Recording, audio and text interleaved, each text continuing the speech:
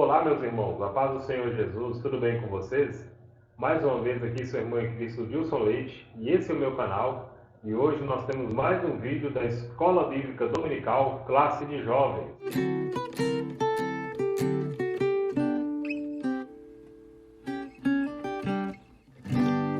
E hoje nós temos a lição de número 12 do nosso quarto trimestre do ano de 2020. O título da nossa lição de hoje é Judas, quando a proximidade com Jesus não faz a diferença. Nós estamos aí quase encerrando o trimestre, o quarto trimestre desse ano de 2020, que tem por título Os Bons e Maus Exemplos, aprendendo com homens e mulheres da Bíblia, ao longo de todo o trimestre, aprendendo com os bons exemplos e também com os maus bons para seguir e com os maus exemplos para não praticá-los, para evitar aqueles erros. Nós podemos aprender também com os erros dos outros para não cometer os mesmos erros e assim ser bem-aventurados diante do Senhor.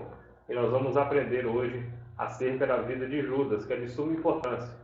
Muitas pessoas pensam pelo fato de estar inserido no ministério, muitas pessoas pensam pelo fato de estar inserido num contexto de uma religião, de uma igreja cristã, que ela tem salvação, que ela tem a sua vida mudada, mas nós vemos que não é bem assim.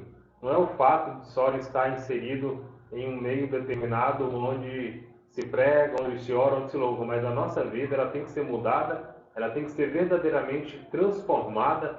Nós temos que estar com o nosso coração contrito e quebrantado para aceitar os desígnios de Deus e a vontade de Deus sobre a nossa vida. Os demais discípulos aceitaram, mas Judas deu esse mau testemunho e nós vamos aprender sobre essa lição de hoje. Antes de darmos continuidade na lição, você que é novo por aqui, não se esqueça, deixe o seu like, compartilhe esse vídeo, se inscreva no nosso canal e não se esqueça, hein?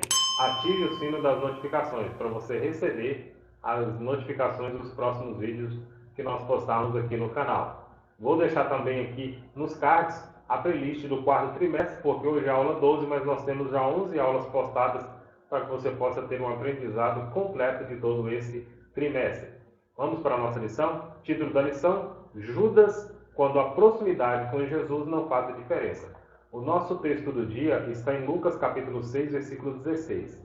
Judas, filho de Tiago, e Judas Iscariotes, que foi o traidor. Então, havendo aqui a distinção, né, no texto, um Judas que é filho de Tiago e o outro Judas é o Iscariotes, que leva o adjetivo de o traidor, né? Ele levou esse nome pejorativo porque traiu o nosso Senhor Jesus Cristo.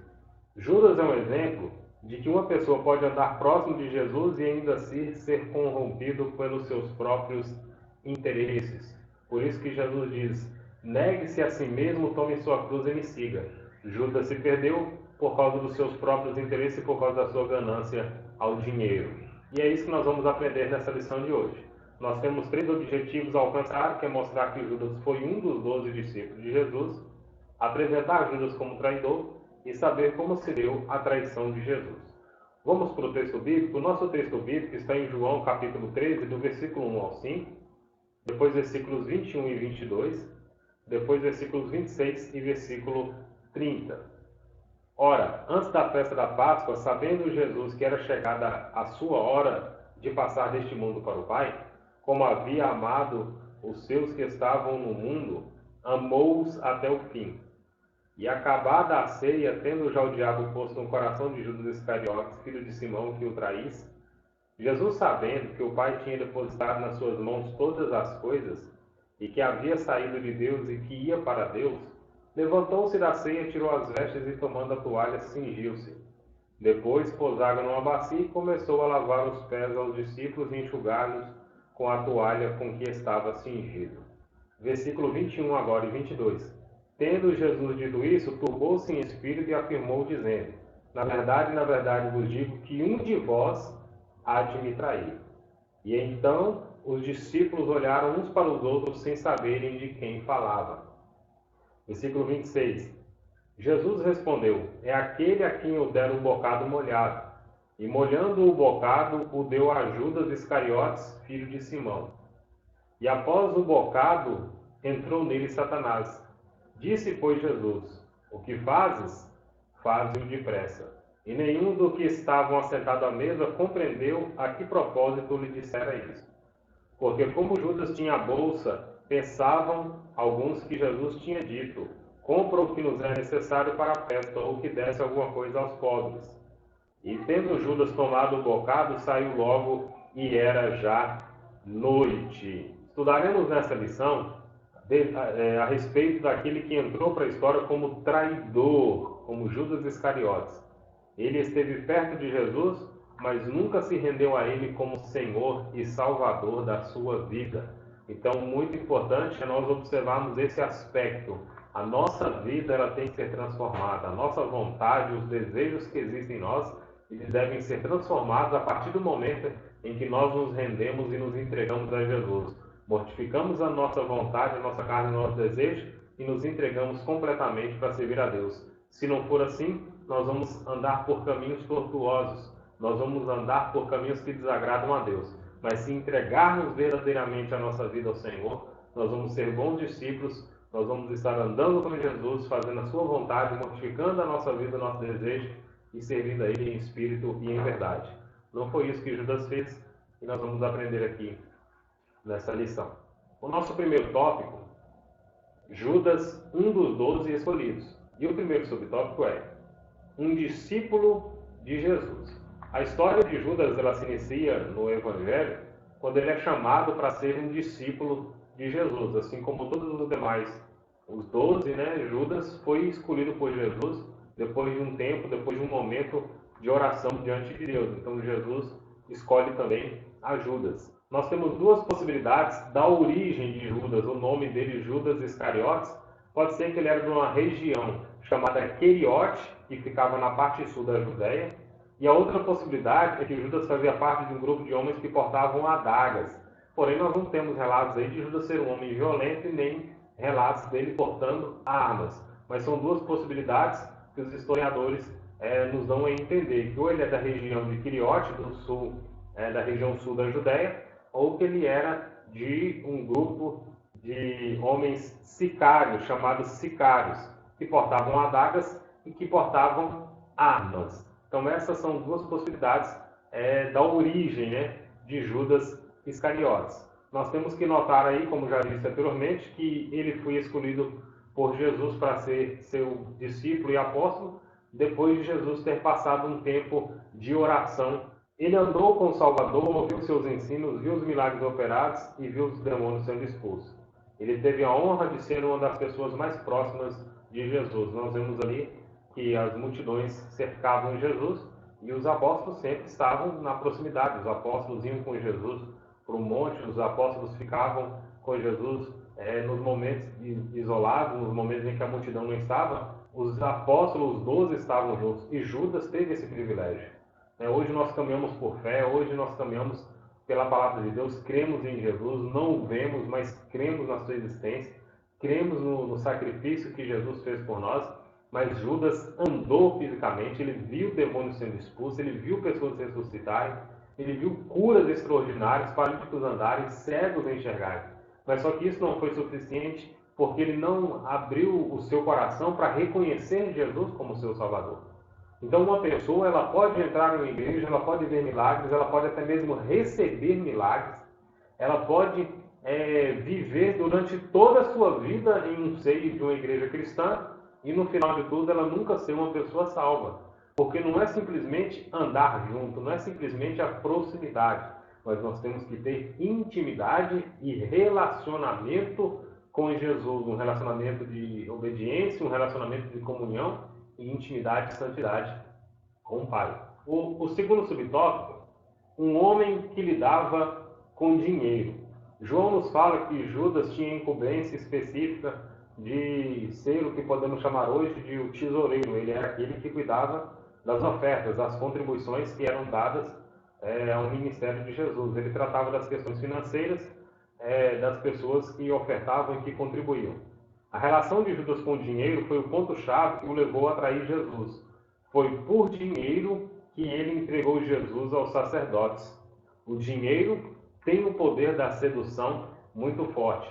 Lembremos do episódio em que a mulher quebra o vaso, Maria, ela quebra o vaso de alabastro, né, um vaso muito caro, e o conteúdo do vaso, né, o alabastro, que ela derrama, não, o vaso que é de alabastro, ela quebra aquele vaso, sendo um vaso também já um produto de valor, o próprio o utensílio, né, o vaso, e o nardo puro que estava ali, de um valor também muito alto.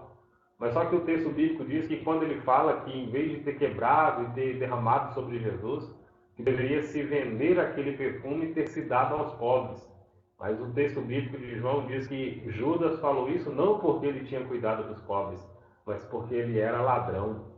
Então ali era a intenção dele é que aquele perfume sendo vendido, ele iria gerenciar e ele poderia fazer uso, fazer o desvio daquele dinheiro. Então nós temos a palavra de Deus, ela nos revela acerca da nossa relação com o dinheiro. O amor ao dinheiro é a raiz de todos os males. O dinheiro não é a raiz de todos os males, mas o amor. Então é a nossa forma de relacionar com o dinheiro. Como você vê o dinheiro. A pessoa que vive de forma avarenta, a pessoa que ela tem o desejo exagerado pelo ter, pelas coisas materiais pelo dinheiro, ela vai ser desonesta, ela vai pecar, ela vai fazer o que for preciso para ter o dinheiro.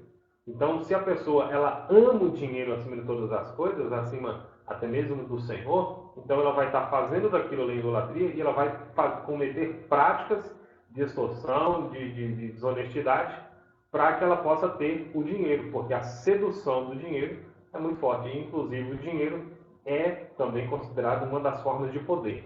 Quem tem muito dinheiro tem muito poder, no contexto físico, material. Sabemos que o que Deus nos dá, o poder que Ele nos deu, foi nos deu o poder de sermos filhos de Deus, foi nos deu o poder de vida eterna, poder de sermos salvos, sermos perdoados em Cristo Jesus. E isso não tem dinheiro nenhum que pague. O terceiro subtópico, um ladrão. Né? Judas não bastava amar o dinheiro, ele roubava os valores do ministério de Jesus, segundo está escrito em João, capítulo 12, versículo 4 ao 6. O amor ao dinheiro deturpa até a missão mais nobre, que é a pregação e o ensino da palavra de Deus.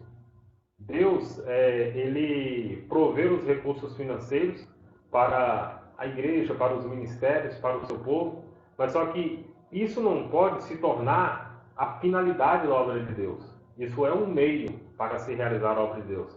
Então nós precisamos, através dos recursos financeiros, construção de templo, envio de missionários, o trabalho social que é feito na igreja, a manutenção da obra de Deus. Então precisa-se de dinheiro, porque é uma necessidade comum. Para que tudo possa se realizar, é necessário dinheiro. Só que o problema é que muitas pessoas fazem da obra de Deus, o dinheiro não é o meio para você realizar a obra de Deus. Tem pessoas que fazem a obra de Deus para que o dinheiro seja a finalidade. Então nós precisamos de recursos para realizar a obra de Deus. E tem pessoas que fazem a obra de Deus, fazem coisas agradáveis a Deus, na sua concepção, para que eles consigam ter dinheiro. Então pessoas que oram em jejum para ter um carro, pessoas que oram em jejum para ter uma casa, pessoas que oram em jejum exclusivamente com esses objetivos, pessoas que trabalham no ministério exclusivamente para que ele adquira riqueza, para que ele adquira fama, né? Para que ele adquira. Hoje nós temos a mídia social, hoje nós temos diversas formas, diversas plataformas para que as pessoas possam divulgar o Evangelho, divulgar o seu trabalho, mas muitas pessoas não querem simplesmente divulgar o Evangelho, ele quer, através do Evangelho, enriquecer. Então, esse é o comportamento errôneo, um comportamento semelhante ao de Judas, que queria usufruir das riquezas que o ministério de Jesus poderia lhe proporcionar, mas porque ele tinha esse relacionamento errado com o dinheiro. Ele era ladrão. Para ele não bastava manusear o dinheiro, amar o dinheiro, que já é um pecado. Só o amor ao dinheiro já é um pecado, já é uma ação, já é uma intenção do coração. Mas essa intenção se torna prática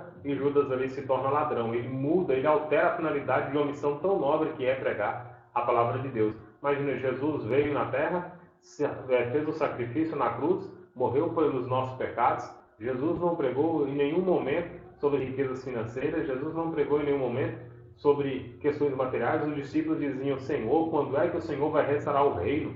mas eles queriam um reino físico, terreno, e Jesus veio para trazer um reino espiritual. Jesus disse, arrependei-vos, pois é chegado o reino de Deus. E na oração do Pai Nosso ele diz, venha a nós o teu reino, seja feita a tua vontade. Então, nós precisamos entender isso, para que a nossa mente não seja contaminada por esse evangelho da riqueza, por esse evangelho. Deus não tem nada contra irmãos ricos. O problema não é você ter dinheiro, o problema é o dinheiro te ter. A mensagem da pregação do evangelho não pode ser, você vai ter uma casa, você vai ter um carro, você vai prosperar, vem aqui, porque Deus vai resolver os seus problemas. A mensagem do evangelho é, vinde a mim, arrependei dos vossos pecados, porque é chegado o reino de Deus. A mensagem é mensagem de arrependimento, a mensagem é mensagem de dizer, negue-se a si mesmo, negue-se a sua natureza e receba Jesus Cristo como Senhor e Salvador da sua vida. Cremos na provisão divina, mas também cremos que é preciso gerir os gastos de forma séria e trabalhar para ter os recursos e honrar ao Senhor com as nossas contribuições. Muitas pessoas acham que Deus é um irresponsável que vai sair dando dinheiro e recursos financeiros para as pessoas de forma irresponsável. Não. Deus nos dá a medida necessária e nós precisamos ter sabedoria para gerir os recursos, né? Tem pessoas que não sabem gerir, não sabem ter um bom relacionamento com o dinheiro. Nós falamos do relacionamento de Judas com o dinheiro. O fato dele ser avarento, o fato dele ser amar o dinheiro excessivamente, isso levando ele a ser um ladrão, fazendo ele desviar recursos. Também existe um comportamento que nós temos com o dinheiro que prejudica a nossa vida. Se nós não sabemos gerir, se nós não sabemos administrar bem os recursos que Deus põe nas nossas mãos, nós vamos ter dificuldades e depois as pessoas vão colocar a culpa no devorador, vão colocar a culpa no demônio, vão colocar a culpa num monte de coisas que a responsabilidade é toda nossa. Deus nos deu o recurso, precisamos gerenciá-lo de forma correta. O segundo tópico, Judas, o traidor. O primeiro subtópico, o pecado da proximidade. Além do fato da Bíblia dizer que Satanás entrou em Judas a fim de entregar Jesus, não nos é dito outro motivo além da ganância do discípulo. Então nós sabemos que ele tinha esse problema do relacionamento com o dinheiro e que quando Jesus deu um bocado, Satanás entrou nele. Então nós temos somente essas duas referências. É provável que ele estivesse esperando que Jesus pegasse em armas e conduzisse Israel numa batalha contra os romanos. Talvez ele tinha pensado que os poderes sobrenaturais que Jesus recebeu do Eterno pudessem ser aproveitados ou direcionados para finalidades nacionalistas. Você já parou para pensar nisso? Não é simplesmente porque, é claro que o engano, o diabo ter o possuído, ele tem essa visão deturpada acerca do reino de Deus. Então veja que ele tem um amor excessivo ao dinheiro, ele tem um amor demasiado pelas coisas terrenas. Então a visão dele é uma visão terrena. Então pode ser, isso é uma conjectura, pode ser, né, assim como o comentarista coloca na revista, que Judas, ao entregar Jesus, ele não tinha diretamente no coração aquela, dizendo assim, não, eu quero entregar Jesus porque eu quero ver ele morrer. Pode ser que ou ele não acreditava mais em Jesus como Messias, porque eles esperavam um Messias que viesse a devolver o reino a Israel, até um reino político, um reino militar. Então eles esperavam um Messias assim, até os discípulos muitas vezes, quando Jesus falava da sua morte, quando Jesus falava que ele ia morrer, eles pensavam, poxa, mas o Messias é aquele que vai reinar, que vai governar Israel. Inclusive Pedro até diz, não diga isso de ti mesmo, Senhor, tem misericórdia de ti. Jesus repreende, dizendo, arreda-te de mim, Satanás. Então, eles não compreendiam, e assim Judas também não compreendia, e possivelmente quando ele entrega Jesus, ele pode estar nesse pensamento ou de não acreditar que Jesus é o Messias, porque ele não cumpre esse plano na mente dele de ter essa batalha contra Roma, né, para trazer libertação a Israel de Roma, mas Jesus veio para trazer libertação do pecado e não do cativeiro, porque o cativeiro ele só era resultado do pecado. Né? No Antigo Testamento a gente vê todas as vezes que eles foram punidos por nações inimigas e no cativeiro que aconteceu, o cativeiro babilônico, onde eles passaram 70 anos, foi porque eles não obedeceram a Deus. Então, não era simplesmente tirar eles do cativeiro. Jesus está ali para cortar o mal pela raiz. Não adianta voltar o povo do cativeiro, expulsar Roma e eles continuar pecando. Não. Agora eu estou apresentando para vocês a solução. Arrependam-se dos seus pecados. Reconheçam o Messias, reconheçam Jesus como Salvador e através dele vocês vão ter perdão e vida eterna. Então ele pode ter entregue Jesus para que Jesus reagisse. Né? Ele pensa, Jesus cura enfermo, Jesus faz milagres, Jesus anda sobre as águas, Jesus ressuscita morto. Então se Judas entrega ele, ele pode ter pensado, Jesus vai reagir quando eles forem prendê-lo, quando eles forem matá-lo, quando eles forem tentar contra ele, ele vai reagir com seu poder sobrenatural e vai pelejar por Roma. Mas não é isso que Jesus faz. Quando ele é preso, ele se entrega e lá na crucificação ele dá o brado e diz, nas tuas mãos te entrego o meu espírito ao Pai. Então ele foi para se entregar. Mas Judas não compreendia isso. Ele tinha um pensamento terreno, ele não sabia qual era a missão, não compreendia na verdade. Né? Jesus falava da sua missão, mas eles não compreendiam. O problema de Judas ter pensado dessa forma é que ele era um homem que poderia ser comprado. Porque eles viram, né, os inimigos, eles viram em Judas, os sacerdotes e os doutores da lei viram em Judas a pessoa que eles necessitavam para poder apanhar Jesus. Nós vemos muitas ocasiões em que eles queriam apanhar Jesus e não conseguiam achar nenhuma circunstância. Há textos bíblicos que a Bíblia diz que Jesus desapareceu e ninguém conseguiu mais encontrá-lo no ambiente onde ele estava, porque não era chegada a sua hora. Inclusive ele fala isso diversas vezes. Mas aqui nós vemos que eles encontraram em Judas a pessoa que tinha proximidade com Jesus e que poderia levar eles até Jesus ou Jesus até eles. Então eles encontram em Judas, e por ele ser um homem que era um homem que se vendia, então eles encontram em Judas essa possibilidade de ter acesso até Jesus, porque ele tinha proximidade com Jesus, e ele se vende por 30 moedas de pratas. Então eles acharam em Judas essa possibilidade de quebrar as barreiras para encontrar Jesus, para saber por onde Jesus andava. Então ele entrega Jesus e se vende por 30 moedas de pratas. Então, além dele trabalhar no ministério de Jesus e ser um ladrão, ele vende, ele entrega Jesus por 30 moedas de pratas. Nós não podemos nos vender, porque nós somos comprados pelo sangue de Jesus Cristo. Não se venda ao pecado, não se venda às ideologias, não se venda a doutrinas de homens nem doutrinas de demônios, mas se renda à verdade da palavra de Deus, porque Jesus te comprou com preço de sangue. Você tem preço, você tem valor, é o preço do sangue de Jesus vertido na cruz do Calvário. O segundo subtópico é uma profecia cumprida. A palavra de Deus nos mostra que o Filho de Deus seria traído, uma situação que havia sido registrada pelo profeta Davi no Salmo 41, versículo 9. O Salmo registra uma traição realizada por uma pessoa próxima a Davi. E esse texto tem sido aplicado também à forma como Judas tratou o Senhor. E nós temos aí inúmeras referências de Davi com salmos que ele escreveu, sendo salmos proféticos. Diversos salmos falando de Jesus, e o Salmo 41, no versículo 9, nós também temos essa referência. Até o meu próprio amigo íntimo, em quem eu tanto confiava, que comia do meu pão, levantou contra mim o seu calcanhar. Judas, que comia junto com Jesus, no momento da traição, né, eles participaram da ceia, e ali ele entrega o pão, um bocado para Judas, e ele trai Jesus. Então, essa mesma palavra de profecia. Então, esse salmo que Davi está relatando se aplica também à pessoa do Senhor Jesus Cristo. Nós temos o terceiro subtópico. O terceiro subtópico é: o traidor precisava tirar a sua própria vida? Será que Judas precisava ter feito o que ele fez? Será que haveria perdão ou não para ele? Então vamos lá. A profecia diz que o Messias seria o alvo de traição, mas não diz que o seu traidor deveria tirar a própria vida. Entendemos que Judas poderia ter um destino diferente. Há pessoas que, como Judas, se deixam levar pelo desgosto de seus atos e encerram não apenas a sua própria vida, como também a possibilidade de serem restauradas por Deus.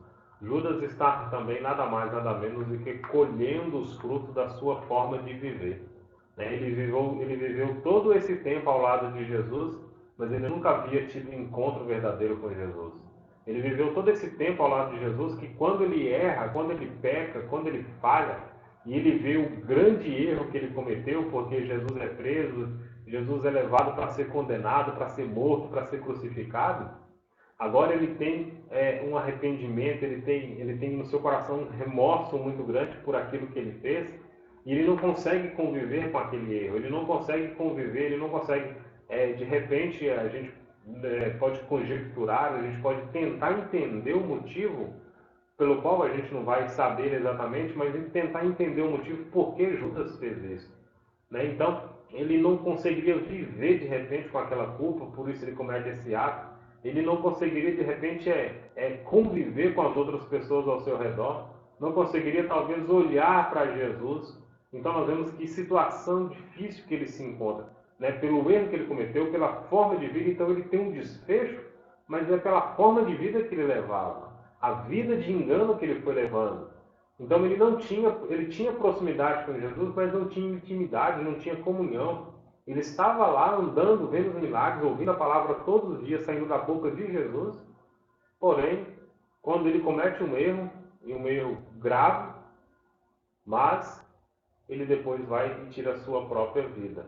Então, ele não se permite também um arrependimento. Mas também nós temos que levar em consideração que ele havia sido possuído pelo diabo. Então nós temos que entender também que existe uma influência de uma espiritualidade, nós temos que entender que existe uma influência dessa hoste maligna ali naquele momento sobre a vida de Judas.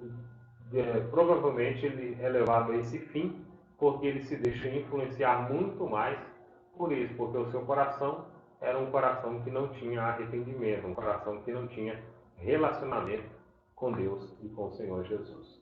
O nosso terceiro tópico, como Jesus tratou Judas. Isso é extraordinário. Primeiro subtópico, Jesus o amou até o fim. O texto que nós lemos, né, fala que Jesus os amou até o fim. Mesmo sabendo que Judas o trairia, mesmo sabendo que Judas o trairia, ele não tratou Judas de forma diferente dos outros discípulos. A traição de Judas não mudou a atitude do Senhor Jesus em relação a ele, nem fez de Jesus um traidor. O que Jesus ensinou para os seus discípulos, ele está praticando. Ele está dizendo, Jesus diz para os discípulos: amai ao que vos perseguem, bendizei aqueles que vos maldizem. Então Jesus, sabendo que Judas vai o trair, na ceia, Jesus não destrata, Jesus não trata ele diferente. Jesus, assim como ele lavou os pés de todos, os pés de Pedro, Jesus lavou também os pés de Judas, de todos os 12. Então, Jesus não tratou ele diferente, Jesus não fez acepção.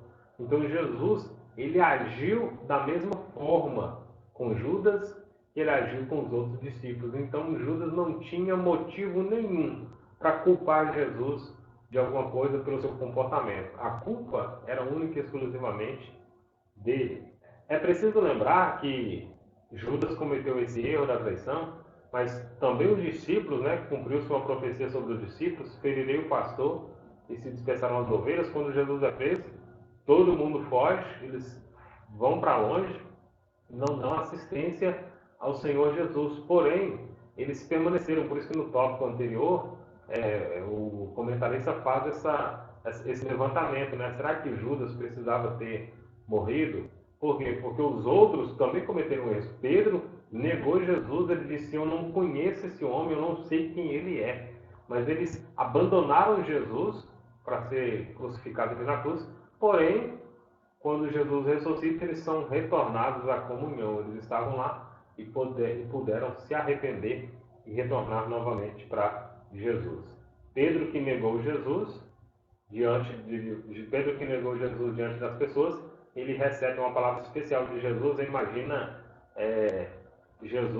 Pedro, depois de ter negado Jesus ressuscita, e de repente Pedro está só esperando o momento. É agora que Jesus vai me dar um sermão, é agora que Jesus vai falar daquela noite que eu neguei ele, é agora que eu vou levar uma exortação daquelas.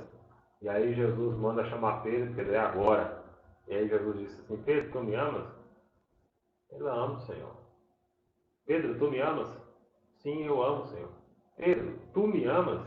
3 vezes Pedro nega, 3 vezes Jesus questiona. Tu me amas? E Pedro diz. Pedro mostra o conhecimento de que Jesus é Deus. Ele diz, Senhor, tu sabes de todas as coisas, falando da onisciência de Jesus como Filho de Deus, como sendo o próprio Deus. Tu sabes de todas as coisas. Tu sabes que eu te amo. Aí Jesus diz para ele, apacenta as minhas ovelhas. Ora, ele negou Jesus e agora Jesus diz para ele, apacenta as minhas ovelhas. Porque Jesus liberou perdão sobre a vida de Pedro e está ali confirmando o ministério e a chamada de Pedro para pastorear a igreja. O segundo subtópico é Jesus deu ele a ceia. É preciso deixar claro que Jesus deu, com seu exemplo, a oportunidade para Judas se arrepender. A forma como Jesus tratou seu discípulo deve nos desafiar como exemplo. Então veja só, Jesus sabendo que Judas, quem era Judas, ainda assim ele lava os pés de Judas, ainda assim ele dá a ceia para Judas, ele trata Judas como os demais. E é mais um exemplo do Senhor Jesus para as nossas vidas, de como devemos tratar os nossos inimigos, de como devemos tratar aquelas pessoas que nos ferem, aquelas pessoas que nos perseguem, aquelas pessoas que se levantam contra as nossas vidas por inúmeros fatores. É um exemplo mais do Senhor Jesus Cristo, além do seu ensinamento, de que nós devemos amar os nossos inimigos e dar-lhes oportunidades para que eles se arrependam também. O terceiro subtópico, Jesus lavou os pés deles, nós já temos dito. Jesus não deixou de fora o seu traidor, dando-nos uma lição de humildade e de liderança servil. Ele sabia que Judas o trairia e por isso disse, ora, vós estáis limpos, mas não todos. Então ele lava os pés dos discípulos e declara que eles estavam limpos, mas não todos, fazendo menção de Judas. Em João capítulo 3, versículo 10. Consumido pelo seu desejo de dinheiro, ele teve seus pés lavados, mas a sua alma ainda estava contaminada. Jesus disse aos discípulos, vós já estáis limpos pela palavra que eu vos tenho falado. Quando Pedro disse que era para lavar todo o corpo, Pedro ficou empolgado e tal, e quando Jesus disse, se você não deixar eu lavar, você não tem comunhão, ele falou assim, então se é para ter comunhão, lava o corpo todo. Aí Jesus disse para ele assim, não, só basta que eu lave os pés, porque vós já estáis limpos pela palavra que eu vos tenho falado. Só que Judas não estava limpo porque ele não tinha recebido a palavra de Jesus. Teve seus pés lavados, mas a alma estava contaminada. Somente o servo de menor importância lavava os pés das pessoas que chegavam a casa. E é mais um exemplo de Jesus. Hoje muitas pessoas, às vezes, principalmente nas questões de liderança, querem cada vez cargos e mais cargos e mais cargos. E aí, às vezes, há uma necessidade de se fazer coisas simples no reino de Deus, coisas pequenas, que muitas vezes não vai dar projeção para as pessoas. E esses trabalhos simples que são tão necessários, que muitas vezes são trabalhos de uma extrema necessidade no reino de Deus, são muitas vezes não tem pessoas para fazer, e muitas pessoas só querem projeção do seu nome, não querem de fato servir no reino de Deus. Qualquer um dos discípulos ali poderia se dispor, mas Jesus, sendo ele o mestre, o servo, o Senhor, ele se dispôs a fazer aquele trabalho que seria do menor, mas ele se dispõe a fazer. Mais uma vez, Jesus nos dá uma lição poderosa aqui, em que nós temos que nos dispor a servir ao reino de Deus. Somente após ter os seus pés lavados é que Judas foi consumar a traição. Então veja que depois de tantos exemplos, participar da ceia, depois de ter sido nos pés lavados, um exemplo de humildade que foi dado por Jesus, Judas ainda assim sai e vai cumprir o propósito que ele tinha no coração de trair Jesus. Judas poderia figurar entre os apóstolos na história da igreja, poderia ter visto o Senhor ressurreto, poderia ter sido batizado no Espírito Santo no dia de Pentecostes, mas entrou para a história como traidor, e seu nome representa ainda hoje essa imagem. Os demais discípulos também deixaram a desejar quando abandonaram Jesus em seus últimos momentos de vida, mas foram trazidos de volta à comunhão pelo próprio Messias ressuscitado. Apenas Judas perdeu tais oportunidades, mas não apenas por ter traído Jesus, mas também por ter tirado a sua própria vida. Que possamos entender que em Deus sempre há restauração, desde que tenhamos fé para crer no perdão que Ele nos concede e abandonar tudo aquilo que desagrada. Então nós precisamos tomar as decisões certas. E você precisa saber que sempre haverá uma oportunidade de arrependimento para a sua vida. Nós precisamos abraçar, viver com Cristo diariamente, mas se por acaso você fraquejar, saiba que Jesus tem perdão para a sua alma, tem perdão para a sua vida. Deus abençoe a sua casa, Deus abençoe a sua vida espiritual, ministerial e familiar. Muito obrigado por assistir essa aula até aqui e mais uma vez eu te agradeço. Um forte abraço e até a próxima lição.